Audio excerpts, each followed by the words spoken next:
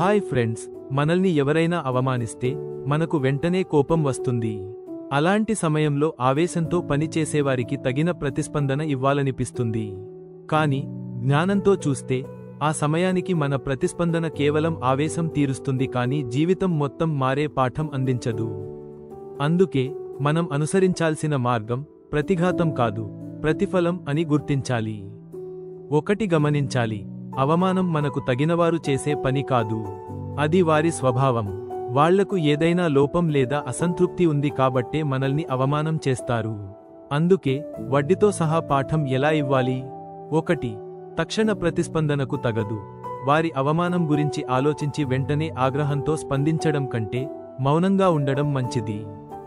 మౌనానికి గొప్ప శక్తి ఉంది. అది వారికి ఆలోచన కలిగించే అవకాశం ఇస్తుంది. 2. విజయంతో ప్రతిఫలం. వాళ్ళు మనల్ని చిన్నచూపు చూడడానికి కారణం మన విజయానికి సంబంధించిన అనుమానమే. కష్టపడి పనిచేయడం ద్వారా ఎదగడం మనకు అద్భుతమైన ఆయుధం. నువ్వు సాధించలేవు అని చెప్పిన వారికి మన విజయంతో సమాధానం చెప్పాలి. 3. నిగ్రహం అనేది బలహీనత కాదు. నిగ్రహం అనేది మన గొప్పతనానికి గుర్తు. తన కష్టం, సామర్థ్యం మీద నమ్మకం ఉన్నవాడు ఎప్పుడూ కోపాన్ని ప్రదర్శించడు అనే నీతి గుర్తుంచుకోండి. 4. తీర్పు కాలానికి వదిలేయండి. సమయం చాలా గొప్ప న్యాయాధిపతి. ఎవరు తప్పు చేస్తారో, ఎవరు ఒప్పు చేస్తారో సమయమే నిర్ధారిస్తుంది. మన ప్రయత్నం మన విజయానికి కావాల్సిన మార్గాన్ని నిర్మిస్తే చాలు. 5. వారికి పాఠం చెప్పాలనుకుంటే దానికి ప్రేమతనం ఉపయోగించండి. ఒకరోజు మీ విజయాన్ని చూసి వాళ్ళు సిగ్గుపడతారు. మన దయ, మన సహనం వారికి జీవితం మారే పాఠం అవుతుంది. ఉదాహరణగా చిన్న కథ చెప్తా వినండి. ఓ చిన్న గ్రామం.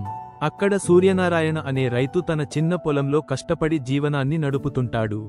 అతని కుటుంబం చిన్నది, కాని అతనికి నమ్మకం గొప్పది. కష్టం చేయగలిగితే ఏదైనా సాధ్యమే అని నమ్ముతాడు. ఒకరోజు గ్రామంలో పండగ ఏర్పాట్లను భరద్వాజ్ నిర్వహిస్తాడు. పండగ సమయంలో భరత్ అహంకారంతో గ్రామ ప్రజలని నియమించి పని చేయమంటాడు. భరత్ సూర్యని చూసి, రైతన్నా, నీ పనులు పక్కన పెట్టి నా కార్యక్రమంలో నాకు సేవ చేయి. నీకు బాగా వేతనం ఇస్తాను. కానీ నీ వెన్ను వంచి నా పాదాలను తాకేలా పని చేయాలి అని అన్నాడు.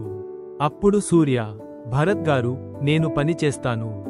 కానీ నా ఆత్మగౌరవాన్ని ఎప్పటికీ తాకనివ్వను. నా వెన్ను వంచడం నా సంప్రదాయంలో లేదు అని అన్నాడు. ఈ మాటలు భరత్కు కోపాన్ని తెప్పిస్తాయి. నువ్వు ఏమిటి రైతన్నా? నీకు ధనం లేదు. నీకు ఆత్మగౌరవం ఏమిటి? నాకు దాసోహమంటూ జీవించాలి అని సూర్యని అందరి ముందు అవమానిస్తాడు. సూర్య ఆ అవమానాన్ని తన మనసులో నాటుకొని అహంకారాన్ని తిప్పికొట్టడానికి కృషి చేయాలని నిర్ణయించుకుంటాడు. రాత్రింబవళ్లు కష్టపడి తన పొలంలో శాస్త్రీయ విధానాలు ప్రవేశపెడతాడు. తన రైతు మిత్రుల సహాయంతో గ్రామంలో పంటలు పండించడంలో అద్భుతమైన మార్పులు తీసుకువస్తాడు. కాలం గడుస్తూ ఉంటుంది. సూర్య పంటలతో తన స్థితిని మెరుగుపరుచుకుంటాడు. తనకున్న సామర్థ్యంతో గ్రామంలో ఒక చిన్న వ్యాపారాన్ని స్థాపిస్తాడు. అతని కృషి అంతా గ్రామస్థులకు ఆదర్శంగా మారుతుంది. అదే సమయంలో భరత్ తన అహంకారంతో కొన్ని పొరపాట్లు చేసి ఆర్థికంగా నష్టపోతాడు.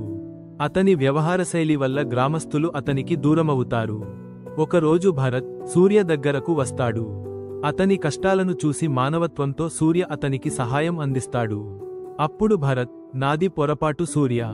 నిన్ను అవమానించిన నేను నేడు నీ వద్ద సాయం కోరుతున్నా. నన్ను క్షమించు. సూర్య, అవమానం ఎప్పుడూ మనిషిని తగ్గించదు భరత్. కానీ కష్టం, ఆత్మగౌరవం నడిపే మార్గం వల్లే మనిషి నిలబడగలడు. నీకు ఇదే పాఠం. ఈ సంఘటన తర్వాత భరత్ తన గర్వం వదిలి మార్పు చెందుతాడు. సూర్య గ్రామంలో నాయకుడిగా నిలుస్తాడు. అతని కృషి, నమ్మకానికి గుర్తుగా గ్రామ ప్రజలు అతనిని గౌరవిస్తారు. ఈ కథ మనకు ఒక స్పష్టమైన పాఠాన్ని అందిస్తుంది. ఆత్మగౌరవం అహంకారానికి అంతమును తెస్తుంది. కష్టం మనల్ని ముందుకు నడిపిస్తుంది. మనం కూడా సూర్యలాగే కష్టపడుతూ మన విలువలను కాపాడుతూ ఎదగాలి. మంచి ఆలోచనలతో జీవితాన్ని వెలిగించండి. ప్రతిఫలం విజయంతో ఇవ్వండి. ప్రతికూలతకు మన విజయం సరైన జవాబు. అవమానాన్ని అంగీకరించడం కాదు కానీ ప్రతిస్పందన కోసం కష్టపడతాం. ఇది మన ఆత్మగౌరవానికి మనం ఇచ్చే గౌరవం. ఈ వీడియో మీకు నచ్చితే లైక్ చేయండి, షేర్ చేయండి, సబ్స్క్రైబ్ చేయడం మర్చిపోవద్దు.